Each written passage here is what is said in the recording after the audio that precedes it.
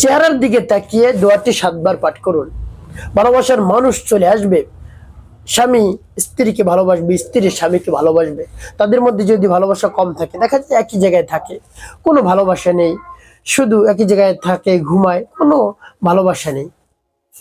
তাদের মধ্যে কোনো মিল নেই, মোহাব্বত নেই, কোনো ধরনের তাদের মধ্যে শান্তি নেই, শুধু অশান্তি তাদের সংসারের মধ্যে। তার কারণ হলো তার সংসারের মধ্যে ভালোবাসা নেই স্বামী স্ত্রীর মধ্যে। প্রিয় ভাই বোনেরা, ভালোবাসা না থাকার কারণে স্বামী স্ত্রীর মধ্যে বেশি দ্বন্দ্ব হয়, ঝগড়া লাগে। তো প্রিয় ভাই বোনেরা, সেই ঝগড়া দ্বন্দ্ব এটা মিটানোর জন্য, শেষ করার জন্য, সমাধান করার জন্য এই আমলটি করবেন।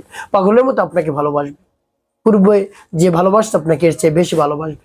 প্রিয় ভাই বোন, আপনার জন্য আকৃষ্ট হয়ে যাবে, আপনাকে ছাড়া কিছুই সে দেখবে না, কারোর সাথে পরকীয়া করবে না, স্ত্রী পুরুষের সাথে কথা বলবে না, তারপর স্বামী কোনো মেয়েদের সাথে কথা বলবে না। প্রিয় ভাই বোনেরা, দোয়াটি আপনি পাঠ করে দেখুন। তারপরে ভালোবাসার মানুষ যদি চলে গিয়ে থাকে, দূরে চলে গিয়েছে, কোনো খোঁজ খবর নেই, আপনি দোয়াটি পাঠ করবেন, দেখবেন আপনার ভালোবাসার মানুষ আপনার সাথে কথা বলছে। ততক্ষণ পর্যন্ত সে নিজেকে ঠিক রাখতে পারবে না, যতক্ষণ পর্যন্ত আপনার সাথে কথা না বলবে। আপনার সাথে কথা বলে তারপরে সে শান্ত হবে। প্রিয় ভাই বোনেরা, যদি পরিপূর্ণ বিশ্বাস নিয়ে, আস্থা নিয়ে, ভক্তি নিয়ে আমলটি করতে পারেন, আর যদি আপনার বিশ্বাস না থাকে যে আমলটি করবো, উপকার পাবো কি পাবো না, তাহলে আপনি উপকৃত হতেও পারেন, না হতে পারেন। এই জন্য প্রিয় ভাই বোনেরা, আমার দেখার নিয়ম অনুযায়ী আমলটি করবেন। আর এই আমলটি করতে কোন কোন জিনিস আপনার কাছে লাগবে? ভালোবাসার মানুষের নাম, তার মায়ের নাম আপনাকে সংগ্রহ করতে হবে, আপনার কাছে লিখে রাখবেন। তো প্রিয় ভাই বোনেরা, যখন দোয়াটি পাঠ করবেন, আপনার দিকে আসবে, আপনার দিকে আকৃষ্ট হয়ে যাবে, আপনাকে ভালোবাসবে, তখন একটি মাত্র কাজ করবেন, একটি, আপনার সাথে আর দ্বন্দ্ব লাগবে না, সংসারে শান্তি আসবে, কোনোদিন ঝগড়াঝাটি লাগবে না। একটি, সেই কাজটিকে আমি পরে বলে দিচ্ছি, আগে আমলটি শেষ করে নিই। প্রিয় ভাই বোনেরা, পরিপূর্ণ ধৈর্য এবং মনোযোগ সহকারে দেখতে থাকুন, অবশ্যই আপনি উপকৃত হতে পারবেন ইনশাআল্লাহ।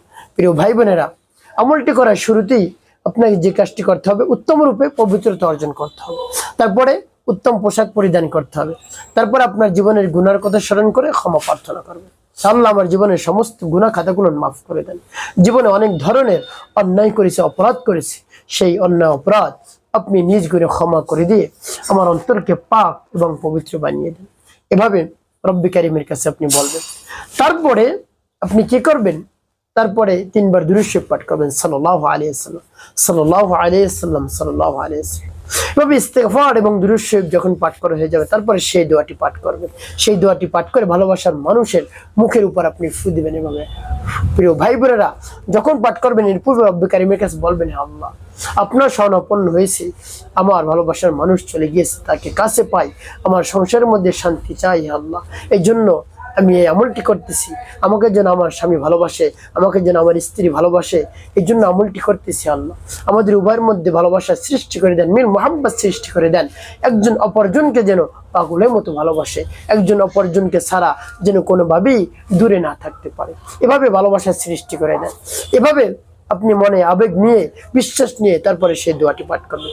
দোয়াটি পাঠ করে পরবর্তীতে কি করবেন বলে দিচ্ছি, আগে সেই দোয়াটি বলে নেই। যেমন বিসমিল্লাহির রাহমানির রাহিম, وألقيت عليك محبة مني وألقيت عليك محبة مني وألقيت عليك محبة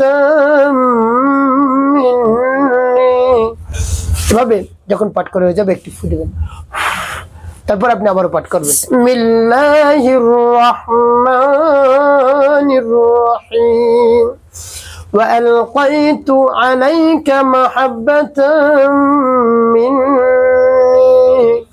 وألقيت عليك محبة مني وألقيت عليك محبة مني।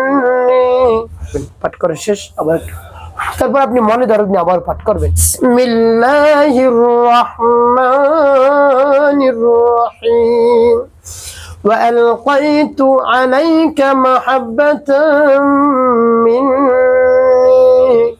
وألقيت عليك محبة مني وألقيت عليك محبة مني। পাঠ করার শেষ আবার প্রিয় ভাই বোনেরা, এভাবে 7 বার পাঠ করে 7টি ফু দিবেন। তারপরে সর্বশেষ 5 বার দুরূদ ইব্রাহিম পাঠ করবেন। আল্লাহুম্মা সাল্লি আলা মুহাম্মাদ ওয়া আলা আলি মুহাম্মাদ কামা সাল্লাইতা আলা ইব্রাহিম ওয়া আলা আলি ইব্রাহিম ইন্নাকা হামিদুম মাজিদ। আল্লাহুম্মা বারিক আলা মুহাম্মাদ ওয়া আলা আলি মুহাম্মাদ কামা বারাকতা আলা ইব্রাহিম ওয়া আলা আলি ইব্রাহিম ইন্নাকা হামিদুম মাজিদ। আল্লাহুম্মা সাল্লি আলা মুহাম্মাদ ওয়া আলা আলি মুহাম্মাদ কামা সাল্লাইতা আলা ইব্রাহিম ওয়া আলা আলি ইব্রাহিম إنك حميد مجيد اللهم بارك على محمد وعلى آل محمد كما باركت على إبراهيم وعلى آل إبراهيم إنك حميد مجيد اللهم صل على محمد وعلى آل محمد كما صليت على إبراهيم وعلى آل إبراهيم إنك حميد مجيد اللهم بارك على محمد وعلى آل محمد كما باركت على إبراهيم وعلى آل إبراهيم إنك حميد مجيد এভাবে দুরূদ ইব্রাহিম পাঠ করে হয়ে গেল, 2টি ফু দিবেন। তো প্রিয় ভাই বোনেরা, আপনার আমলটি করা শেষ হয়ে গেল। এখন আপনি কি করবেন? ওই স্থানে বসে রব্বে কারিমের দরবার হাত উত্তোলন করবেন। হে আল্লাহ, আমি আপনার শরণাপন্ন হয়েছি। আমার ঘরে শান্তি নেই, আমার সংসারে শান্তি নেই, পরিবারে শান্তি নেই, স্বামী স্ত্রীর মধ্যে মিল নেই, মোহাব্বত নেই, ভালোবাসা নেই। আমাদের উভয়ের মধ্যে ভালোবাসা সৃষ্টি করে দেন। এভাবে রব্বে কারিমের কাছে বলবেন, দেখবেন স্বামী স্ত্রীকে ভালোবাসছে, তাদের সংসারের মধ্যে আর কোনোদিন ঝগড়াঝাটি মনোমালিন্য হবে না ইনশাআল্লাহ। প্রিয় ভাই বোনের, এভাবে আপনি দোয়া করতে পারেন।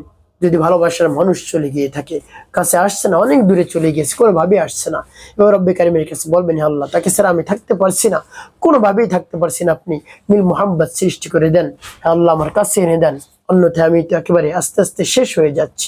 রব্বে কারিমের কাছে বিশ্বাস নিয়ে বলবেন, অবশ্যই উপকৃত হতে পারবেন।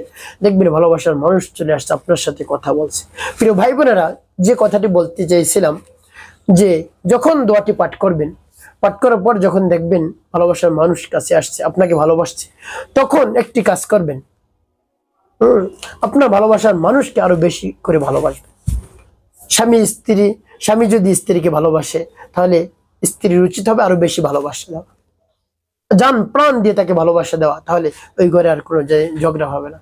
আবার স্ত্রী যদি স্বামীকে ভালোবাসে, তাহলে স্বামীর করণীয় হলো স্ত্রীকেও জান প্রাণ দিয়ে ভালোবাসা দেওয়া, বেশি বেশি ভালোবাসা দেওয়া, কিছু উপহার টোকন দেওয়া, যেন সে খুশি হয়ে যায়। আর তাদের সংসারে মনোমালিন্য হবে না, ঝগড়া হবে না, এভাবে বিভেদ সৃষ্টি হবে না, সংসারে শান্তি আসবে, বরকত আসবে, রহমত আসবে, রহমত এবং বরকতে ভরপুর হয়ে যাবে ইনশাআল্লাহ। প্রিয় ভাই বোন, একটি কাজ করতে হবে, 5 ওয়াক্ত নামাজ আদায় করতে হবে, মানুষের কল্যাণে খেদমত কাজ করবে, অবশ্যই আপনার জীবন হবে সুখময় এবং শান্তিপূর্ণ ইনশাআল্লাহ।